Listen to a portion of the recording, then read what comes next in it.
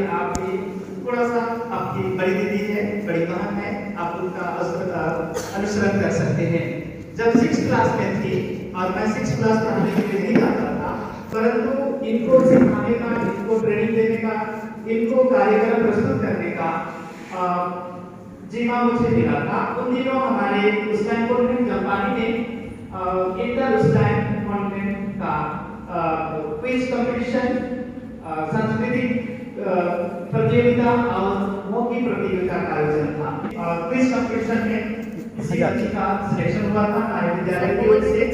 अब इनका मॉडरेटर या फिर इनका शिक्षक होने के नाते मुझे जिम्मा मिली थी कि कैसे करना है, क्या करना है। तो इस बच्चे को मैं क्या पढ़ना है, क्या करना है, कैसे बोलना है, क्या करना है, मैं 4 दिन पहले सारा चीज इसको मैं बता दिया, समझा दिया।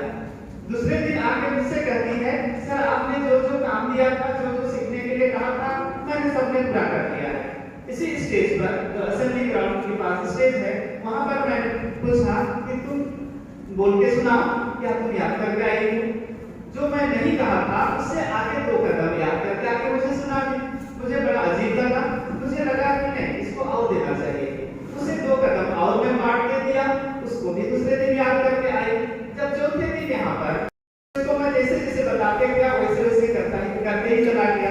दूसरी बात है, इन्होंने अपना जो कृतज्ञता प्रकट की जो की, उसमें आप लोगों के लिए एक मैसेज था, आप लोगों के लिए एक संदेश था, और वह संदेश यह है कि शिक्षक इस दुनिया में सबसे बड़े हैं आपके जीवन के लिए। उन्होंने इंग्लिश में कहा था, मैं उसको हिंदी में अपने शब्दों में बता रहा हूँ। उन्होंने कहा कि शिक्षक अपने आपके जीवन के लिए सबसे महत्वपूर्ण स्थान रखते हैं।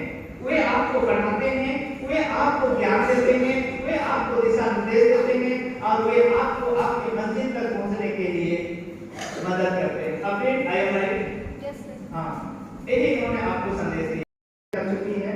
सर आप उसको भूल गए, उसको क्लास में बेटे बेटे बोल के बुलाते थे, तो मैं पहचान गया। अच्छा तो ठंडी हो गई है सर, अभी मोटी हो गई है, लंबी चौड़ी हो गई है, क्लास में छोटी सी या पतली सी थी, तो वो अभी बीएड के लिए जा रही है। तो इस प्रकार से जो क्या बोलेंगे, क्लास में शिक्षकों का कहा हुआ सुनते हैं, उनकी बातों को ध्यान से समझने की कोशिश कर रहा है, उसको अनुसरण करते हैं, वो विद्यार्थी जीवन में कभी असफल नहीं होते हैं।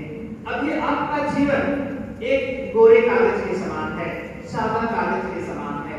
उस सादे कागज पर आप जो चाहो सो लिख सकते हो, परंतु प्रत्येक के जीवन में 2 बातें होती है। एक क्या है कि सर आपका आशीर्वाद रहा या तमाम शिक्षकों का आशीर्वाद रहा तो आप समाज के लिए काम करेंगे।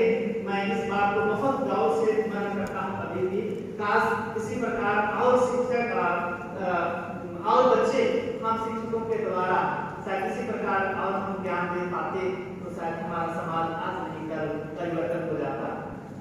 शिक्षक विद्यालय में प्रत्येक बच्चे को समाज की सेवा, परिवार की देखभाल, अपने पड़ोसियों को प्यार करने के लिए सिखाया जाता है। लेकिन जैसे ही हम विद्यालय से बाहर निकलते हैं, पता नहीं क्यों हमारे अंदर सेल्फ अर्थात सेल्फनेस, क्या बोलते हैं, स्वार्थ की भावना बहुत ज्यादा आ जाती है। क्यों आती है मुझे समझ में नहीं आती है ये बात। इसलिए मेरे प्यारे छात्राओं, आप कोशिश कीजिए आपके दिमाग में स्वच्छ और शुद्ध ज्ञान को बैठाने के लिए।